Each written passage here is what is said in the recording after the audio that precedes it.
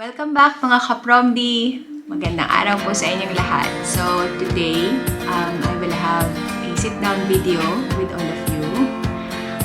And I will share our experience here in Netherlands when it comes to national immunization and vaccination program, especially for children. Maybe by now, you are all aware that we were gifted a son at our late age right now, 39 years old. I am just quite amazed by how ready the system here is when it comes to this topic. I was born 1981, and during that time, maybe the national immunization program from where I came from is not that advanced and not complete. I cannot judge it because I myself, of course, I was really young at the time, so I cannot say that it is right or wrong. But come 2016, we arrived in Germany, and the doctor asked us at first, where is your vaccination booklet? Me and my husband really don't know where it is, literally. And we haven't seen one for ourselves kahit nung lumalaki kami. And so we said we don't have any. So the doctor just rely on an interview with us. And every time he asks question about when we are vaccinated for this kind of disease, we cannot answer it right. We just say we don't know. And that's not right. Because these diseases, these vaccinations are known, and these diseases can be really deadly. And so each of the government will look for, let's say, proof that you are definitely protected for this and you are also protecting the others to be infected. A wake-up call for me that, hey, there is something wrong. And we cannot turn back the time. It's done already. But what I will share with you is a very good experience, and I think Brutus is quite lucky to be in this system here in the Netherlands for their national immunization and vaccination program. After 5 days that Brutus was born, or less than that, I received a letter, and the letter contains a lot of information, but basically, it is this called Vaccinatiebureau.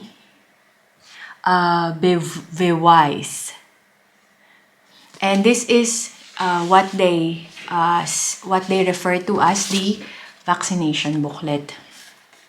And inside this booklet are strips of papers that you will bring to the center, and then they will scan it, and then you will get your vaccination. So, let's start. First first vaccine is related to diphtheria. And diphtheria is actually a serious throat infection. And children who have diphtheria can run the risk of suffocating. So this vaccination is normally given to children with the age of 3 months, 5 months, 11 months, 4 years, and 9 years. So that's the schedule here.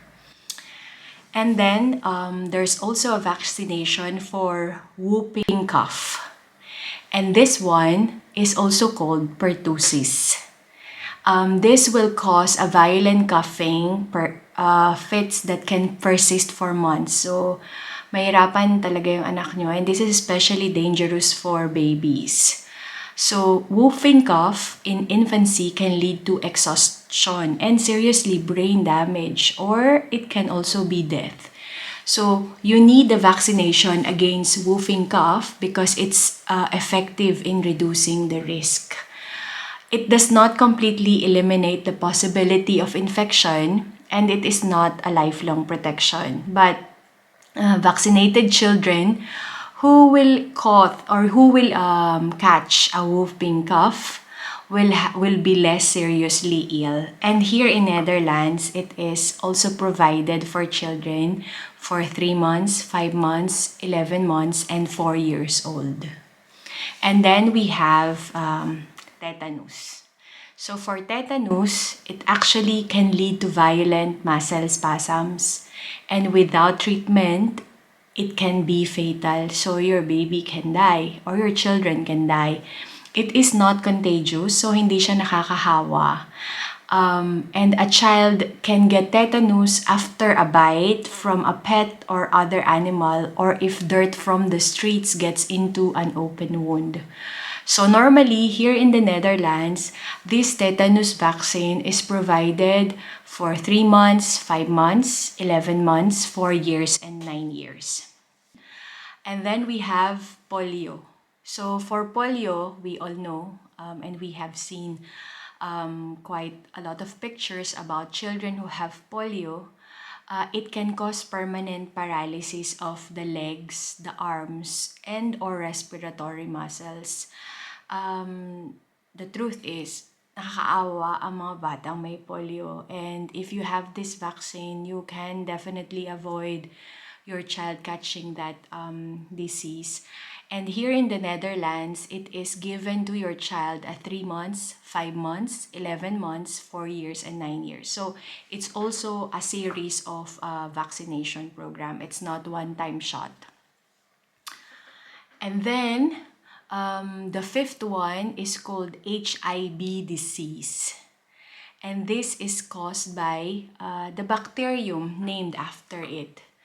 And what will it do? It can cause serious infections such as blood poisoning. It's called septicemia, meningitis, epiglottis, pneumonia, or inflammatory arthritis. I think it sounds scary, everything that is listed and I am reading right now from the website. So this vaccination is provided to the children 3 months, 5 months, and 11 months. And then we have the hepatitis B. And this hepatitis B is actually causing the inflammation of the liver. Siguro you can notice this, nag-iiba yung kulay ng mga bata. And if the disease becomes chronic, actually it can cause atrophy of the liver or liver cancer. And this vaccination is provided for children here for 3 months, 5 months, and 11 months. So, frequent din siya before you reach the age of 1. Another one is called pneumococcal disease. This is a vaccination against that. And it's also called, named after the bacteria pneumococci, which can cause blood poisoning. Again, blood poisoning na naman, septicemia, serious pneumonia, and meningitis. So, children can also suffer from hearing loss as a result of the infection. So, nabibingi sila. Nakakaawa naman. And the vaccine is effective against the most common types of pathogenic pneumococci. And this vaccination in Netherlands is also given 3 months, 5 months, and 11 months. Right? So before 1 year old, your baby will get a lot of protection. Another one is a vaccination against mumps. And I think, and I have seen a lot of children in the Philippines, and even myself got mumps when I was young. So, mumps is an infection that primarily affects the salivary glands. Mahirap nga lumunok pag may beke. That is why children with the mumps develop swelling in their cheek and neck. And it can also lead to meningitis. It's the vaccination that normally provided at 14 months and 9 years old here in the Netherlands. Then we have measles. And for measles, I think it's called digdas in the Philippines. It's a disease involving high fever and an itchy, painful rash. It is often accompanied by ear infection and sometimes leads to pneumonia or encephalitis that can lead to death. And this is highly contagious, so nakakahawa siya talaga. And to prevent that, it is given for children aging 2 times, and it's at 14 months and 9 years old. So it's quite similar as the frequency for mumps, actually exactly similar. Then we have vaccination against rubella. And rubella causes a rash, but the resulting illness is much less serious than measles. Siguro kapatid siya. And during pregnancy, however, rubella poses a danger to the unborn baby.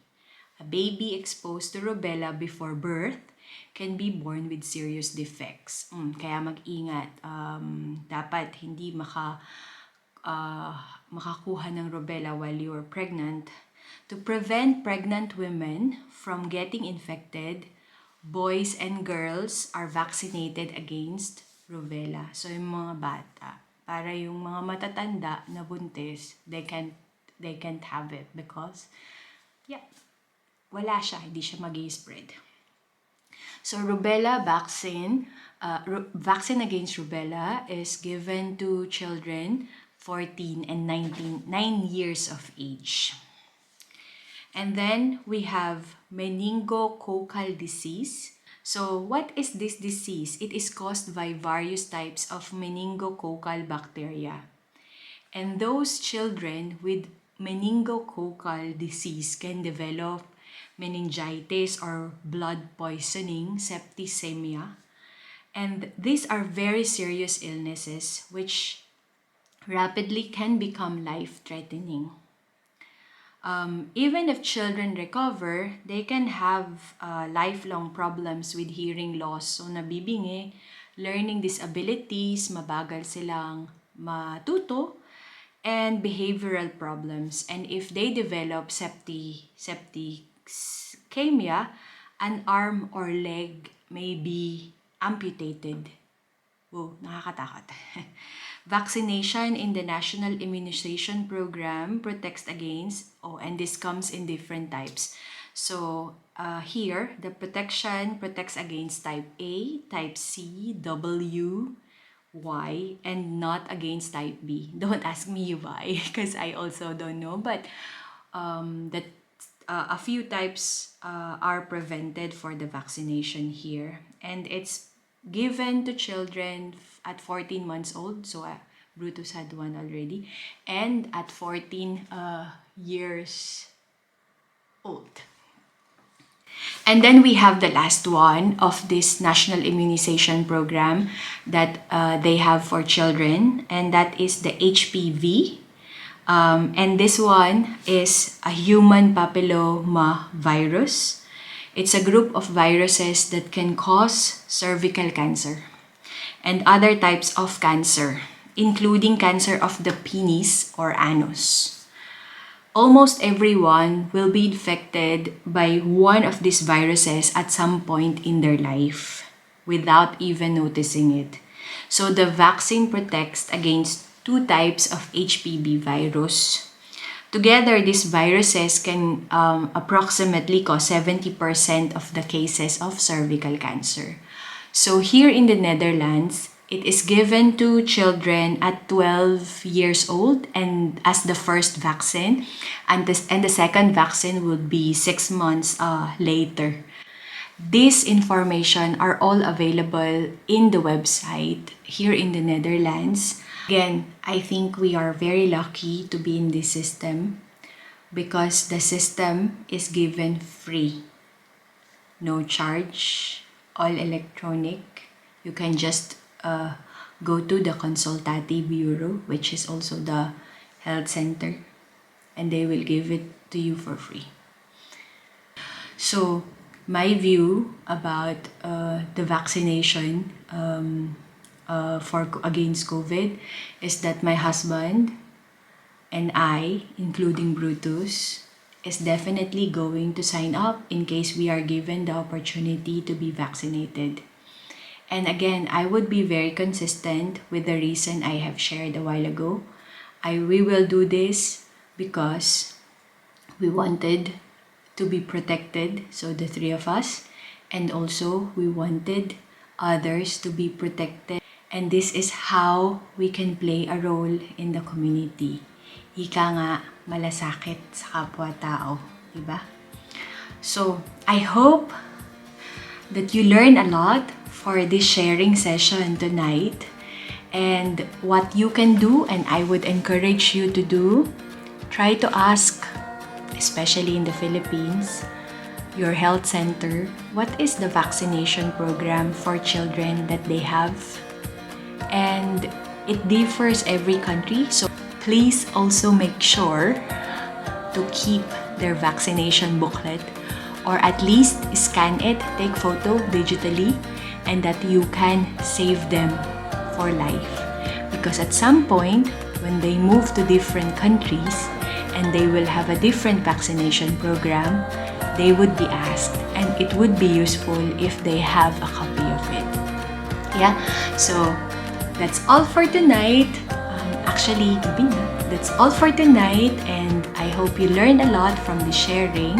And thank you so much for those who have subscribed to our channel, and for those who have not, please click the subscribe button and like our channel, and we would share more and more to you guys so that we can exchange information, and together we can build a good place to live in. Goodbye muna mga ka-Promdi!